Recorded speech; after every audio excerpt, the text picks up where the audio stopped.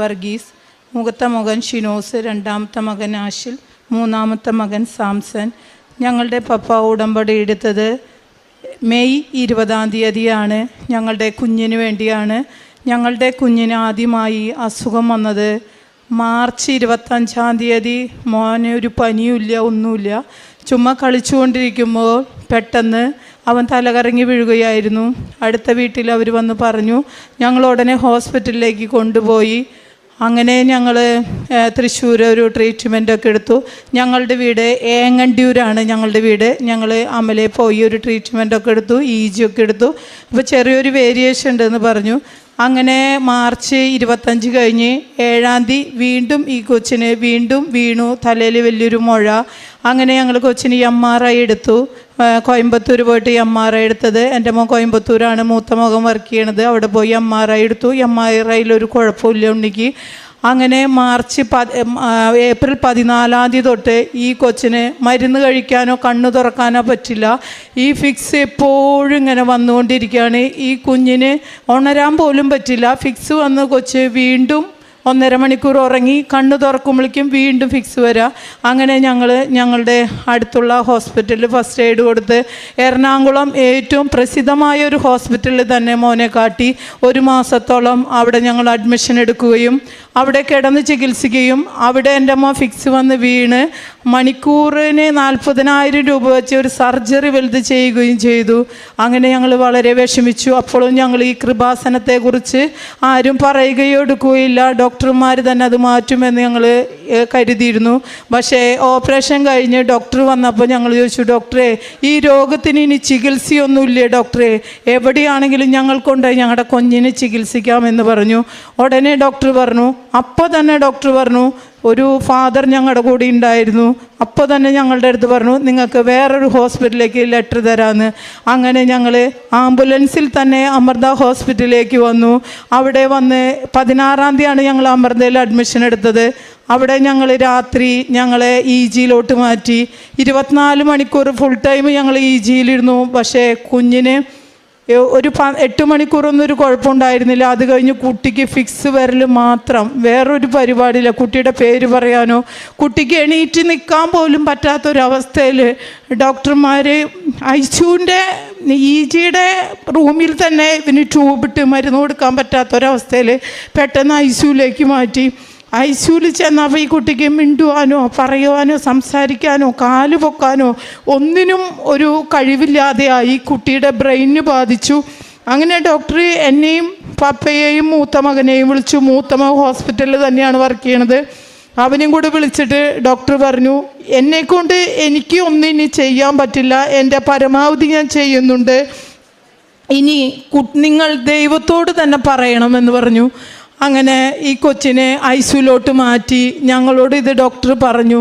ഞങ്ങൾ എന്ത് ചെയ്യണമെന്ന് ആലോചിച്ചിരിക്കുമ്പോൾ ഞങ്ങളുടെ ഒരു കസിൻ ഞങ്ങൾ വിളിക്കുകയാണ്, വർഗീസേട്ടാ വേഗം വായോ, ഞാൻ അമൃത ഹോസ്പിറ്റലിൻ്റെ മുന്നിലേക്ക് തന്നെ വരാം. അവർ കാറും കൊണ്ടുവന്ന് ഉണ്ണീനെ വേഗം പപ്പേനെ വേഗം ഉടമ്പടി എടുക്കാൻ കൊണ്ടുപോയി. അതിന് മുന്നേ ഞങ്ങളിവിടെ ഫോൺ വിളിക്കുകയും ഞങ്ങളുടെ ഒരു കസിൻ വരുമ്പോൾ പറയുകയും എല്ലാം ചെയ്തു. പപ്പ വന്ന് 20-ാം തീയതി ഞങ്ങളുടെ മക്കളൊക്കെ വേളാങ്കണ്ണിയിലായിരുന്നു. അവിടെ നിന്ന് തിരിച്ച് മക്കൾ നേരെ എറണാകുളത്തേക്ക് അമൃതയിലേക്ക് വന്നു. ഞങ്ങൾ ഈ അമൃത ഹോസ്പിറ്റലിലേക്ക് ഒരാളെ പോലും വരത്തിയില്ല. എന്താണെന്ന് വെച്ചാൽ ഞങ്ങൾക്ക് കൊന്ത ചെല്ലാനും പ്രാർത്ഥിക്കാനും ഒത്തിരി ഉണ്ടായിരുന്നു. നിങ്ങൾ ഡിസ്റ്റർബ് ചെയ്യുന്നതുകൊണ്ട് നിങ്ങൾ ആരും വരണ്ട എന്ന് പറഞ്ഞ് ഞാനും പപ്പയും മൂത്ത മോൻ കുറച്ച് ദിവസം ലീവ് എടുത്ത് ഞങ്ങളുടെ കൂടെ നിന്നു. പപ്പ 20-ാം തീയതി കൃപാസനത്തിൽ വന്ന് ഉടമ്പടി എടുത്ത് ഫോൺ ഓൺ ചെയ്ത വശം എൻ്റെ മകൻ വിളിച്ചു, പപ്പേ ഉണ്ണി കയ്യും കാലൊക്കെ ഇട്ട് എനിക്ക് പപ്പേനെ അന്വേഷിക്കുന്നുണ്ട് എന്ന് പറഞ്ഞു. ഇവിടെ വന്ന് ഉടമ്പടി എടുത്ത് അപ്പം തന്നെ അതിനൊരു എന്താ പറയുക, എൻ്റെ മോന് സൗഖ്യം കിട്ടി. അങ്ങനെ ഇവന് യൂറിൻ പോവാണ്ടും ഡോക്ടർ ഇങ്ങനെ ട്യൂബിട് വെന്റിലേറ്ററിലേക്ക് മാറ്റുകയാണെന്ന് വന്ന് പറയുമ്പോൾ പപ്പ വേഗം വന്ന് ഉടമ്പടി തൈലവന് പൂശി പ്രാർത്ഥിക്കുകയും പിന്നെ എൻ്റെ മോൻ ഷിനോസ് വന്ന് അവന് എക്സസൈസൊക്കെ ചെയ്യിപ്പിച്ച് ഡോക്ടർമാർ ട്യൂബ് ഇടാനായിട്ട് കൊച്ചിനെ അങ്ങനെ വേദന തിന്നും, ഇപ്പോൾ വെൻറ്റിലേറ്ററിലേക്ക് മാറ്റുള്ളൂ.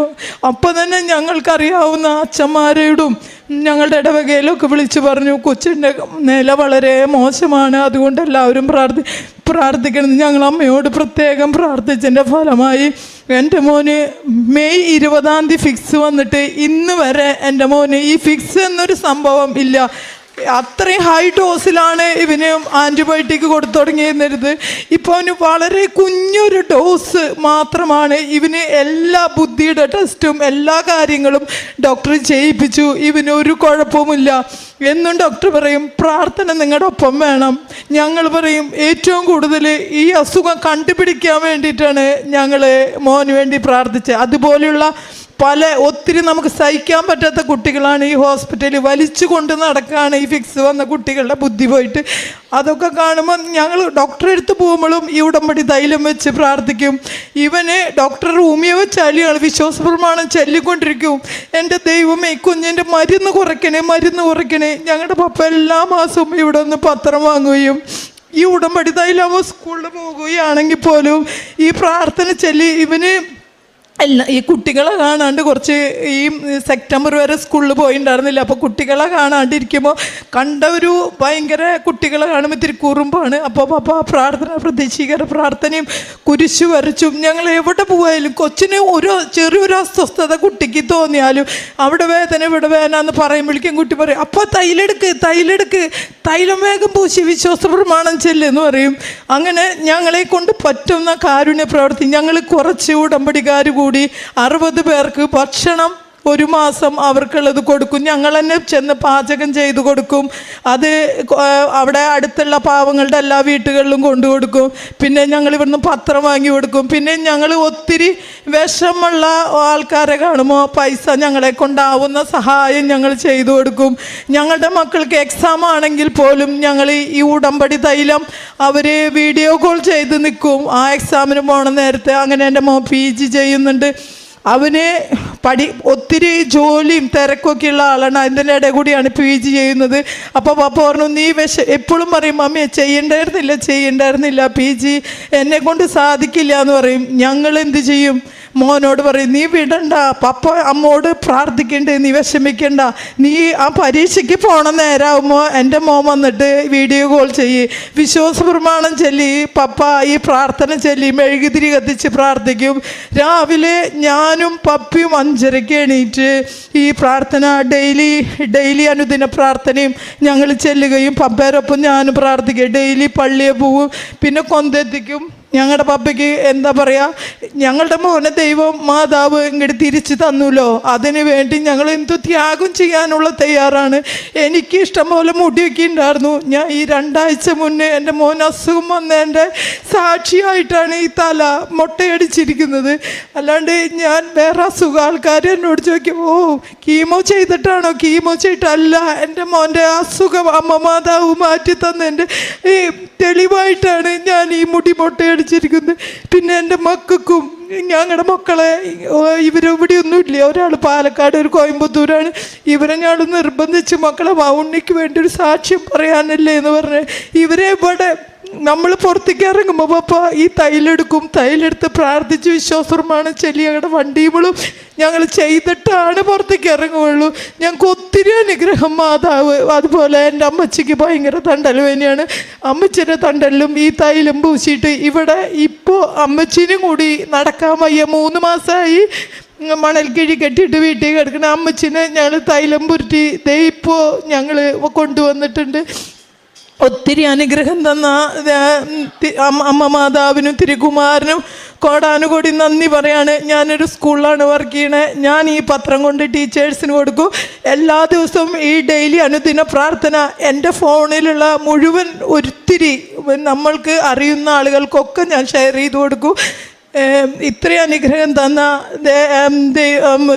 കൃപാസനം അമ്മയ്ക്കും തിരുകുമാരനും കോടാനുകൂടി നന്ദി പറയാണ്. ഇതുവരെ എൻ്റെ കുഞ്ഞിന് ഒരു ബുദ്ധിമുട്ടോ പ്രയാസമോ അമ്മ മാതാവ് പപ്പ ഉടമ്പടി എടുത്ത നിമിഷം തന്നെ എൻ്റെ മോൻ്റെ എന്താ പറയുക സകല രോഗങ്ങളും എന്താ പറയുക വെന്റിലേറ്ററിലേക്ക് എടുത്ത മോനാണ്. തൊട്ടപ്പുറത്ത് വെന്റിലേറ്റർ ശരിയാക്കി വെച്ചിട്ടുണ്ട്. ഡോക്ടർക്കൊന്നും ചെയ്യാൻ പറ്റില്ല എന്ന് പറഞ്ഞ മോനെ ഞങ്ങൾക്ക് മാതാവ് തിരിച്ചു തന്നു. ഈ ഉടമ്പടിയുടെ ഒറ്റ വെളിച്ചത്തിലാണ് എൻ്റെ മോന് സൗഖ്യം കിട്ടിയെന്ന് ഞാൻ കോടാനുകൂടി നന്ദിയും അമ്മ മാതാവിന് നന്ദിയും തിരുകുമാരന് സ്തുതിയും പറഞ്ഞ് നന്ദി പറയുന്നു. 2 സാമുവേൽ 22:7 കഷ്ടതയിൽ ഞാൻ കർത്താവിനെ വിളിച്ചപേക്ഷിച്ചു, എൻ്റെ ദൈവത്തോട് ഞാൻ നിലവിളിച്ചു, അവിടുന്ന് തൻ്റെ ആലയത്തിൽ നിന്ന് എൻ്റെ അപേക്ഷ കേട്ടു, എൻ്റെ നിലവിളി അവിടുത്തെ കാതുകളിലെത്തി. സാംസൺ വർഗീസും കുടുംബവും വളരെ സന്തോഷത്തോടും നന്ദിയോടും പരിശുദ്ധ കൃപാസന മാതാവിൻ്റെ തിരുനടയിൽ കുടുംബത്തിന് ലഭിച്ച വലിയ അനുഗ്രഹത്തെ സാക്ഷ്യപ്പെടുത്തുകയാണ്. കുടുംബത്തിലെ ഇളയ മകന് സാധാരണ പോലെ തുടങ്ങിയ ചെറിയൊരു പനി, തലകറക്കം, അത് പിന്നീട് എന്തെന്നില്ലാത്ത വിധം ഗൗരവാവസ്ഥയിലേക്ക് മാറുന്നു. മരണക്കിടക്കയോളം രോഗമെത്തിക്കുന്നു.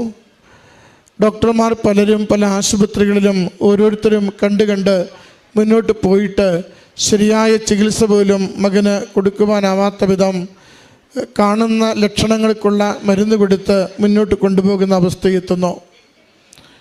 ഏറ്റവും ഗുരുതരമായ രോഗ അവസ്ഥയിലാണ് ബന്ധുവായൊരു വ്യക്തി കൃപാസനത്തെക്കുറിച്ച് ഈ കുടുംബത്തെ അറിയിക്കുകയും കുടുംബനാഥൻ തന്നെ ആ മകൻ മരണത്തോട് മല്ലടിക്കുന്ന നിമിഷങ്ങളിൽ അമ്മ മാതാവിൻ്റെ തിരുനടയിലെത്തി കണ്ണീരോടുകൂടി ഉടമ്പടി എടുത്ത് പ്രാർത്ഥിക്കുന്നത് സഹോദരി പങ്കുവച്ചു. ഉടമ്പടി എടുത്ത് പുറത്തേക്കിറങ്ങി മൊബൈലൊന്ന് ഓൺ ചെയ്തപ്പോൾ ആദ്യം കേൾക്കുന്നത് ആ 2-3 ദിവസങ്ങളായി ഒരു അനക്കവുമില്ലാതെ കിടന്ന മകൻ കണ്ണു തുറന്ന് കൈകാലുകൾ ചലിപ്പിച്ച് അപ്പായെ തിരക്കിയെന്ന്. പ്രിയമുള്ളവരെ, കൃപാസനം സന്നിധിയിൽ വന്ന ആരൊക്കെ ഹൃദയം നുറങ്ങി വല്ലാതെ ജീവിതത്തിൽ മറ്റൊരാശ്രയമില്ലാതെ പ്രാർത്ഥിക്കുന്നുവോ അവർക്കൊക്കെയും ഇത് അനുഗ്രഹത്തിൻ്റെ സന്നിധാനമാണ്. എല്ലാ പ്രതീക്ഷകളും നശിക്കുമ്പോൾ, എല്ലാ ബന്ധങ്ങളും ഉപകാരപ്പെടാതെ വരുമ്പോൾ, എല്ലാ ആശകളും നമുക്ക് നിരാശയാകുമ്പോൾ, എല്ലാ വൈദ്യശാസ്ത്രവും കൈയൊടിയുമ്പോൾ നമുക്ക് പുതിയ പ്രതീക്ഷയും പുതിയ സന്തോഷവും ജീവിതത്തിന് പുതിയ വെളിച്ചവും തരുവാൻ ഇവിടെ കൃപാസനം അമ്മ മാതാവ് വന്നെത്തിച്ചേരുന്ന ഓരോ മക്കളെയും തൻ്റെ അരികിലേക്ക് ചേർത്ത് നിർത്തിക്കൊണ്ട് അനുഗ്രഹത്തിൻ്റെയും സന്തോഷത്തിൻ്റെയും സൗഖ്യത്തിൻ്റെയും അനുഭവങ്ങൾ പകരുകയാണ്. സഹോദരിയുടെ വാക്കുകളിൽ നമ്മൾ കേട്ടുകൊണ്ടിരുന്നു. ഇവിടുന്ന് ഓടിച്ചെന്ന് വെന്റിലേറ്ററിലേക്ക് മാറ്റുവാൻ വേണ്ടി പോയ മകന് ഉടമ്പടി തൈലം പൂശി പ്രാർത്ഥിച്ചപ്പോൾ ഏതാനും ദിവസങ്ങൾക്കുള്ളിൽ അവിടെ നിന്ന് ആശുപത്രിയിൽ നിന്ന് ഡിസ്ചാർജ് ചെയ്ത് മകനെ വീട്ടിലേക്ക് അയക്കുന്നു. മകൻ്റെ ബുദ്ധിശേഷിയും മറ്റ് കഴിവുകളുമൊക്കെ നഷ്ടപ്പെട്ടു പോകുമെന്ന് ഡോക്ടർമാർ വിധിയെഴുതി എടുത്തു നിന്ന് നിസ്സാര മരുന്നുകൊണ്ട് മകന് യാതൊരു കുഴപ്പവുമില്ലാതെ പൂർണ്ണ ആരോഗ്യത്തിൽ ഇന്ന് ജീവിക്കുന്നതിന്, നമ്മുടെ മുമ്പിൽ സാക്ഷിയായി നിൽക്കുന്നതിന് അമ്മ മാതാവ് മകനെ അനുവദിക്കുന്നു. ഇത് പ്രത്യക്ഷീകരണത്തിൻ്റെ അനുഗ്രഹ നാളുകളാണ്. ലോകത്തിന് മുഴുവനുമുള്ള സന്ദേശമായി ഏതൊരു ദുരന്തം വരുമ്പോഴും പ്രാർത്ഥന കൊണ്ടതിന് പരിചയമാകുവാൻ, സംരക്ഷണമേകുവാൻ കൃപാസനത്തിന് പ്രത്യക്ഷപ്പെട്ട അമ്മ മാതാവിന് സാധിക്കുമെന്ന് ലോകത്തോട് അരുളി ചെയ്തത് ഈ ലോകത്തിൻ്റെ വിവിധ ദേശങ്ങളിൽ നിന്ന് ഈ ആലയത്തിലെത്തി അനുഭവം കിട്ടുന്നവർ വിളിച്ചു പറയുന്നു, ഇതാണ് സുവിശേഷം, ഇതാണ് ജീവിതമെന്ന്. പ്രിയമുള്ളവരെ, ഉടമ്പടിയിൽ നമുക്ക് പൂർണ്ണ മനസ്സോടുകൂടി നമുക്ക് വിശ്വസിക്കാം. ഉടമ്പടി തൈലവും ഉടമ്പടി ഉപ്പ് നേർച്ച വസ്തുക്കളും പൂർണ്ണ വിശ്വസ്തയോടുകൂടി വിശ്വാസത്തോടുകൂടി സൗഖ്യപ്പെടുത്തുമെന്ന പ്രതീക്ഷയോടുകൂടി പ്രശ്നം പരിഹരിക്കുമെന്ന നിശ്ചയത്തോടുകൂടി നമുക്ക് അവ ഉപയോഗിക്കുവാൻ പരിശ്രമിക്കാം. അമ്മ മാതാവിൻ്റെ പ്രത്യക്ഷീകരണ പ്രാർത്ഥനയും ജപമാല പ്രാർത്ഥനയും നല്ല വിശ്വാസത്തോടെ നമുക്ക് ചൊല്ലിത്തുടങ്ങാം. ചെറിയ കാര്യങ്ങളാണ് നമ്മളോട് ഉടമ്പടി ജീവിതത്തിൽ ആവശ്യപ്പെടുന്നത്. വലിയ അനുഗ്രഹങ്ങൾക്ക് വേണ്ടി, വലിയ പ്രതിസന്ധികൾ മാറുന്നതിന് വേണ്ടിയാണ് നമ്മൾ പ്രാർത്ഥിക്കുന്നതും. ഓർക്കണമേ, നാം കടന്നു പോകുന്ന ജീവിതത്തിൻ്റെ പ്രശ്നങ്ങളോടും പ്രതിസന്ധികളോടും തുലനം ചെയ്യുമ്പോൾ ഈ ഉടമ്പടി ജീവിതത്തിൽ നമ്മളിൽ നിന്നും ആവശ്യപ്പെടുന്ന കാര്യങ്ങളുടെ ആ ഗൗരവം എത്രത്തോളമുണ്ട്. നിസ്സാരമായ ചെറിയ കാര്യങ്ങളോട് നമ്മൾ വിശ്വസ്തത പുലർത്തുമ്പോൾ വലിയ കാര്യങ്ങൾ ദൈവം നമുക്ക് വേണ്ടി കാത്തുവെച്ചൊരുക്കി വെച്ചിരിക്കുന്നു, അനുഗ്രഹിച്ച് നമ്മളെ സഹായിക്കുന്നുവെന്ന്. ഈ കുടുംബത്തിന് ലഭിച്ച എല്ലാ അനുഗ്രഹങ്ങളെയും നല്ല ദൈവത്തിന്, വലിയ ദൈവത്തിന് നന്ദി പറഞ്ഞുകൊണ്ട് നല്ല കരഘോഷത്തോടു കൂടി ഈ കുടുംബത്തിൻ്റെ സാക്ഷ്യം അമ്മ മാതാവിനും തിരുക്കുമാരൻ്റെ സന്നിധിയിലും